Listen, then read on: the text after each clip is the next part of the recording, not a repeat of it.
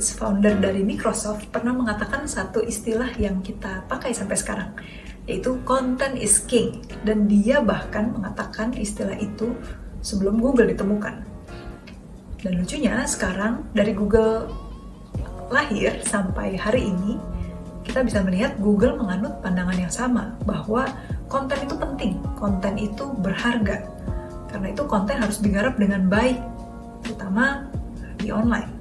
Kalau kita lihat dari perspektifnya Google. Welcome back to Top Sharing Monday bersama saya Nana.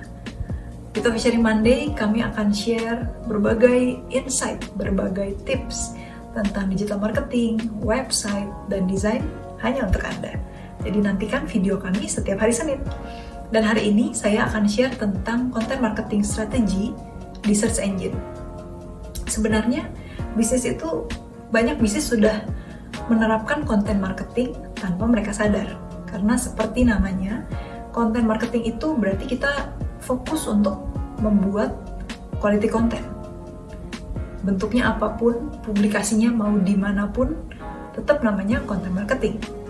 Yang penting tujuannya sama, yaitu meningkatkan trust, meningkatkan engagement, atau membentuk satu persepsi atau satu brand image dari sebuah produk, sebuah jasa, ataupun sebuah bisnis. Dan kalau kita ngomongin di offline, bentuknya banyak, formatnya banyak, di online pun tipenya banyak. Jadi bisa berupa video, podcast, artikel, ada image juga, infografik, terus ada review, rating, dan banyak lagi postingan di sosial media dan macam-macam jenisnya. Tapi hari ini saya akan lebih mengkerucutkan lagi, dimana kita akan membahas tentang strategi content marketing di search engine. Kalau Anda mungkin bertanya, kenapa di search engine ya? Di search engine kan rasanya cuman link, website, blog, artikel, dan. Tapi kalau Anda masih berpikir seperti itu, saya ingin membawa kita flashback sejenak ke tahun 2017, sekitar 3-4 tahun yang lalu berarti ya. Kalau kita di tahun 2017, kita googling untuk new iPhone, maka kita akan melihat hasil pencarian yang seperti ini. Jadi dari atas ke bawah, kalau kita lihat, mostly adalah link ke website, link ke landing page. Mungkin ada yang iklan, ada yang non-iklan. Dan ini kita kenal dengan nama classic link, si link biru ini. Dan kalau kita bandingkan ke hari ini, kita research, kita googling dengan keyword yang sama, new iPhone, ini adalah hasil pencarian yang kita lihat. Hasilnya lebih berwarna ya, lebih bervariasi, karena sekarang bukan hanya link, tapi juga ada gambar dan banyak lagi. Nah, apa yang saya ingin tunjukkan kepada Anda? Yaitu bahwa Google dari tahun ke tahun, dari waktu ke waktu dia berevolusi. Dia menampilkan hasil pencarian yang berbeda hari ini dibandingkan dengan 3-4 tahun yang lalu. Dan melihat Google berubah, saya ingin Anda sekarang juga melihat kalau Anda ingin menang di Google, Anda bukan hanya fokus ke classic link saja, hanya optimasi link saja, tapi Anda juga harus jeli melihat bahwa ada fitur-fitur lain juga yang Google ternyata tampilkan di hasil pencariannya. Dan ini berarti adalah kesempatan yang lebih besar untuk bisnis Anda.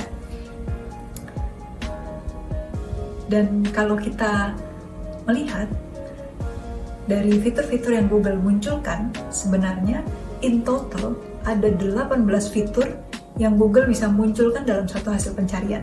Itu berarti 18 kali lebih banyak kesempatan dibanding sekitar 3-4 tahun yang lalu. Dan ini berarti adalah sesuatu yang bagus untuk Anda. Tapi mungkin Anda berpikir, wah ada 18 ya, 18 tipe. Terus gimana? Apakah saya harus bikin konten? Bikin satu aja konten susah. Sekarang harus bikin 18 tipe konten, 18 format konten yang berbeda. Wah ini PR banget nih. Nah, mungkin Anda sudah mulai bertanya-tanya, oke, fitur mana yang paling sering muncul ya? Mungkin itu aja, atau saya sebenarnya harus jaga-jaga nih, saya harus bikin untuk semua fitur-fiturnya Google. Kalau Anda sedang berpikir begitu, saya minta Anda untuk stop sejenak. Karena dalam membuat strategi content marketing, kita harus, yang pertama kita harus melakukan research. Apa yang harus di-research? Kita harus meresearch topiknya apa sih yang mau kita buat kontennya, keywordnya apa, atau topiknya apa sih yang related ke bisnis Anda. Nah, kalau Anda mulai memikirkan, oke, saya punya topik ini, topik itu, Anda buat dalam satu list keyword-keyword apa saja yang kira-kira cocok dengan bisnis Anda, frasa-frasa apa saja yang kira-kira related dengan produk dan jasa Anda. Dan setelah Anda membuat satu list yang panjang itu, sekarang waktunya kita mengelompokkan. Jadi buat kelompok-kelompok atau kategori-kategori dari keyword-keyword itu. Anda bisa mengkategorikan berdasarkan jenis produk. Misalnya kalau Anda punya multiple product, atau mungkin Anda kelompokkan berdasarkan yang ini konten yang sifatnya before sales, ini adalah after sales atau after service. Tapi saya juga menyarankan untuk Anda membuat klasifikasi konten berdasarkan intention, karena mungkin saja ada orang-orang yang mencari konten yang berkaitan dengan bisnis Anda, tapi mereka mungkin belum begitu siap membeli. Mereka sifatnya masih research, browsing, look around. Mereka hanya ingin menggali general information dari produk jasa Anda. Tapi ada juga orang-orang yang mungkin sudah tertarik, sudah punya interestnya sudah mulai tumbuh, tapi dia mungkin belum sampai ke tahap siap membeli banget, tapi udah setengah nih. Mungkin dia sekarang lagi compare, lagi mencari reviewnya oke atau enggak. Mungkin dia sedang membandingkan speknya, apakah dia harus beli yang ini atau yang lebih upgrade, yang mana yang cocok untuk dia. Jadi konten-konten di sini sifatnya mungkin lebih advance atau mungkin agak lebih sedikit technical.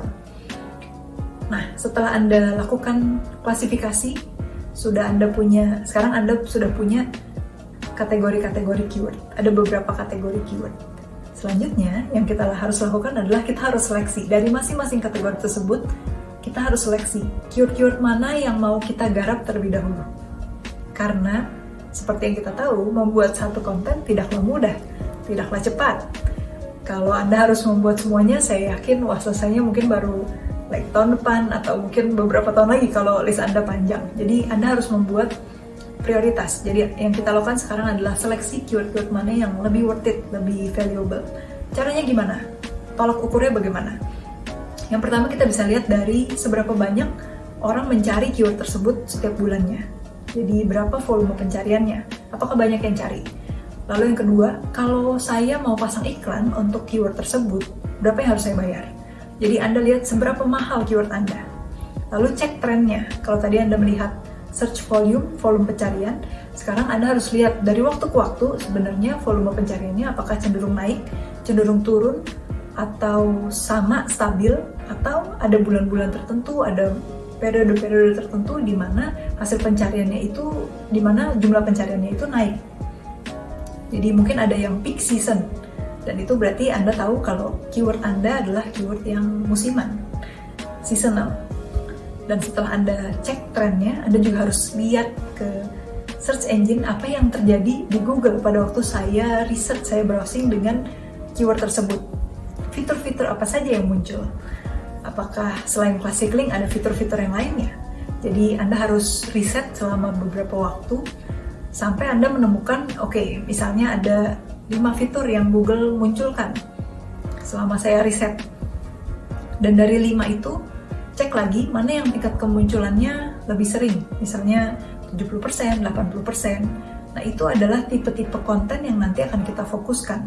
Karena sebenarnya pada waktu kita melihat hasil pencarian Google hari ini, kita menemukan Google itu sebenarnya memberikan kita sedikit hint, sedikit insight bagaimana sih target audiens Anda itu ingin mengkonsumsi konten. Apakah mereka banyak melihat teks? Apakah mereka banyak melihat tweet? Apakah mereka banyak melihat story atau berita? Atau mereka sebenarnya melihatnya video? Jadi itu adalah satu hint, apa sih tipe konten yang harus Anda bikin, formatnya apa.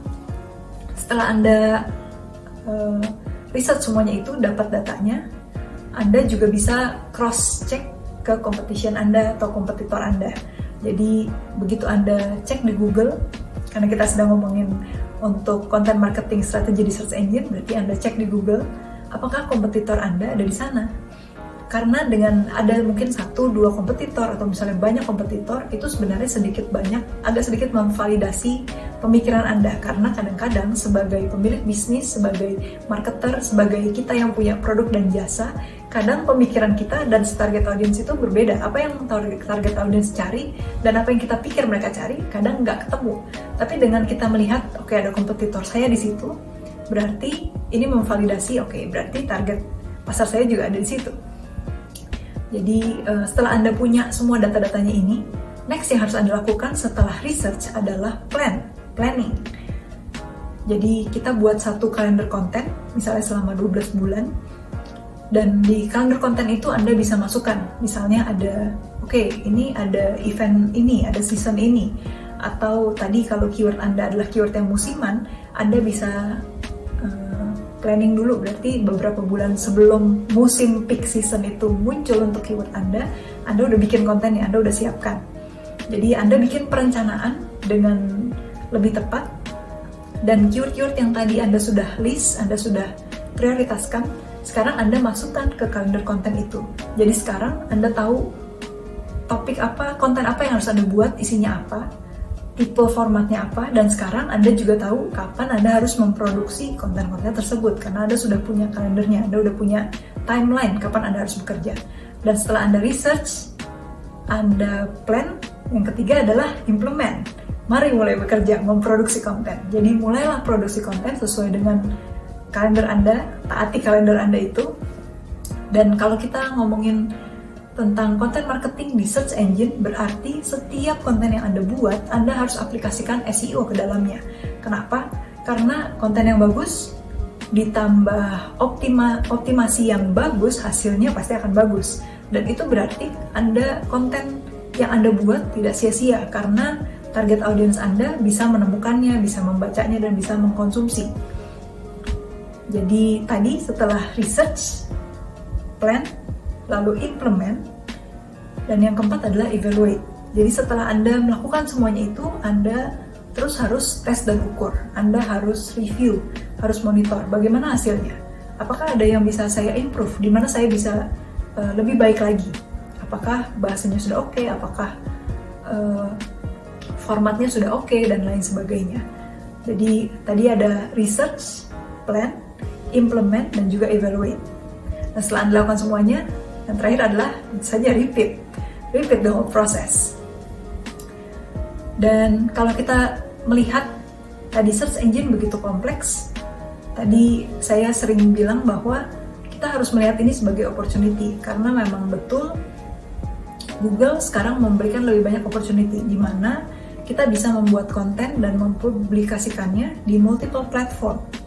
Jadi dengan adanya fitur-fitur yang dimunculkan di Google, ini berarti kita bisa muncul bukan hanya di satu slot di Classic Link saja, tapi kita juga bisa muncul di bagian gambar, di bagian video, di bagian mungkin peta, dan lain sebagainya.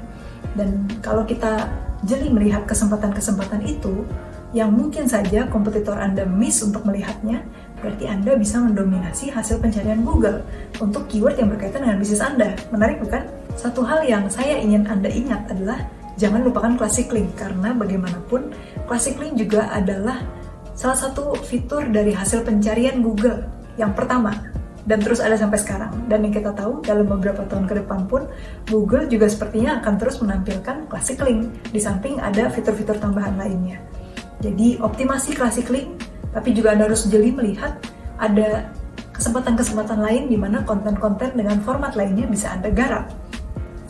Saya harap dengan video ini Anda dan tim bisa melakukan perencanaan untuk strategi konten marketing dengan lebih baik dan lebih tepat sasaran.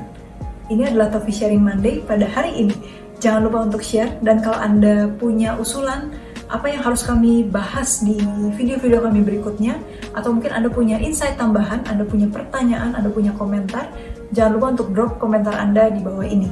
Ini adalah sharing pada hari ini. Sampai jumpa di Toffee Sharing Monday berikutnya.